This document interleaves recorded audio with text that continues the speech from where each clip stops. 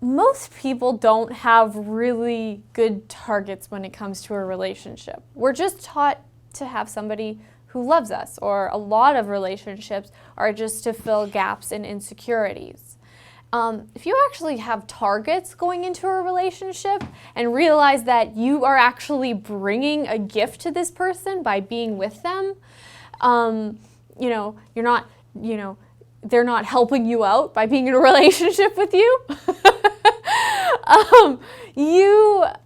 That's a really different starting point to begin a relationship. Targets for a relationship are like, if I'm in a relationship with this person, is my life going to be greater or less?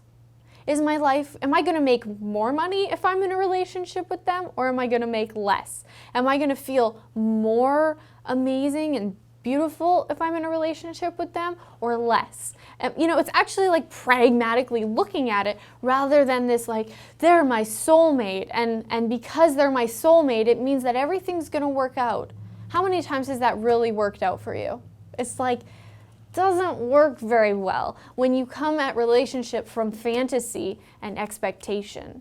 If you come to relationship looking at the pragmatics of like, do I actually want to live with somebody? A lot of people are asking for relationships and they can't realize, they don't know why they're not having one, but they hate having sleeping in the same bed with somebody, So we have all these ideas, this perfect standard of what relationship is, and we try to fit ourselves into that. It doesn't work. It's really painful.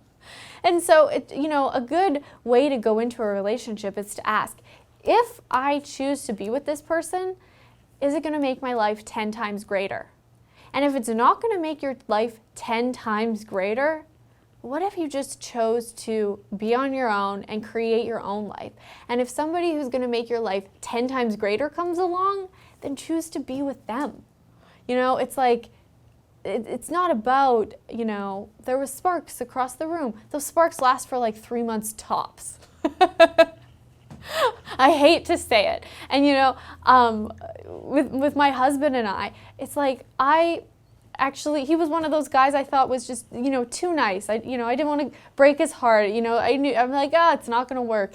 I was discovering him every day. It wasn't this place where I was like, saw him across a crowded room and decided he's the one. I saw him across the room and I'm like, oh, that's such a nice guy to be friends with. And every day I got to know him more and more. I was like, this man is amazing.